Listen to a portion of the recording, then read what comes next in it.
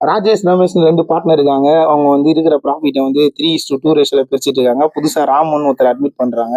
So அப்போ வந்துட்டு அவங்களோட ப்ராஃபிட் ஷேரிங் ரேஷியோ மாறுது. இப்போ நம்மள ரீவாலுவேஷன் அக்கவுண்ட் ப்ரிப்பேர் பண்ண சொல்றாங்க. ஸோ ரீவாலுவேஷன் அக்கவுண்ட் 3 விஷயம் குடுத்துருக்காங்க.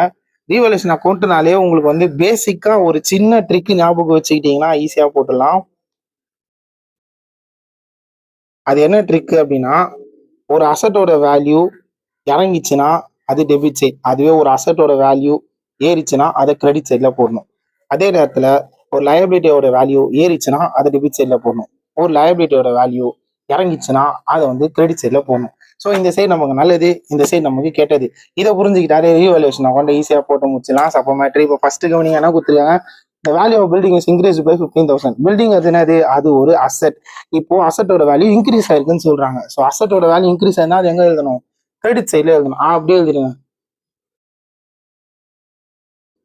அடுத்தது the value of machinery is decreased by 4,000 சொல்லிருக்காங்க. இதுவும் மெஷினரியும் ஒன்று அசட் தான். ஒரு மெஷினரியோட வேல்யூ இப்போ என்ன இருக்கு, டிக்ரீஸ் ஆயிருக்குது. So asset value decreased. அப்போ பாருங்க, provision for doubtful dept is made for 100,000 rupees சொல்லிருக்காங்க. ஸோ அசட் வேல்யூ கம்மியாகிறதுக்கு வாய்ப்பு இருக்கு அப்படின்னு சொல்றாங்க. அகெயின் அசட் வேல்யூ கம்மியாச்சு அப்படின்னா அது டெபிட் சைடு.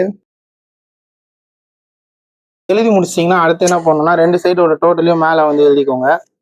எந்த பக்கம் ஹையஸ்ட் டோட்டல்னு பாருங்க. கிரெடிட் சைடு ஹையஸ்டா இருந்தா நம்ம வந்து ப்ராஃபிட், அதை வந்து டெபிட் சைடு எழுதுவோம். டெபிட் சைடு ஹையஸ்டா இருந்துச்சுன்னா கிரெடிட் சைட்ல லாஸ்ன்னு சொல்லிட்டு எழுதுவோம். ஸோ இங்க வந்து பாத்தீங்கன்னா கிரெடிட் சைடு தான் அதிகமா இருக்கு. ஸோ அதனால அதை டிக் பண்ணிக்கோங்க.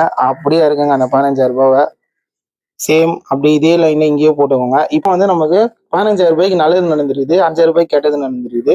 ஸோ 15,000 வந்து 5,000 போயிடுச்சு அப்படின்னா பேலன்ஸ் எவ்வளோ இருக்கும், 10,000 இருக்கும். இப்போ இந்த 10,000 இங்க இருக்கிற ராஜேஷ்க்கும் ரமேஷ்க்கும் 3:2 ரேஷியோல பிரிச்சு கொடுக்கணும். அவ்வளவுதான் வேலை. ஸோ இப்போ நமக்கு வந்திருக்கிறது ரீவாலுவேஷன். 10,000 பிரிச்சிங்க அப்படின்னா 10,000 இன்டூ மொத்தம் 5 இருக்கா, அப்போ இது வந்து ராஜேஷ். இது 5 டேபிள் 2 சார், அப்போ 2 3 சார் 6,000. அப்போ ராஜேஷ்க்கு சேர வேண்டிய காசு இந்த ரீவாலுவேஷன் வந்த லாபத்துல 10,000 ரூபாய் 6,000 ரூபாய். இப்போ பேலன்ஸ் இருக்கிற 4,000 ரூபாய் ரமேஷ்க்கு. சார் ஜேர்னல் எப்படி சார் போறதுன்னு கேட்டீங்கன்னா அது அவ்வளோ பெரிய விஷயமே இல்லை, ரொம்ப சப்போமேட்ரிங்க. பாருங்க, இந்த பக்கம் இருக்கும், அது மேலே வரும், ரீவாலுவேஷன் கீழே வரும். Building to revaluation. அதுவே டெபிட் சைட் பார்த்தீங்கன்னா ரீவாலுவேஷன் மேலே வரும். ஜென்ரலாகவே நம்ம வந்து 2 வந்துன்னா கிரெடிட்ல தானே எழுதுவோம். அப்படியே தெரியுங்க. ரீவாலுவேஷன் 2 மெஷினரி 2 ப்ரொவிஷன் தனியானாலும் பரவாயில்ல, சேர்த்ததுனாலும் பரவாயில்ல.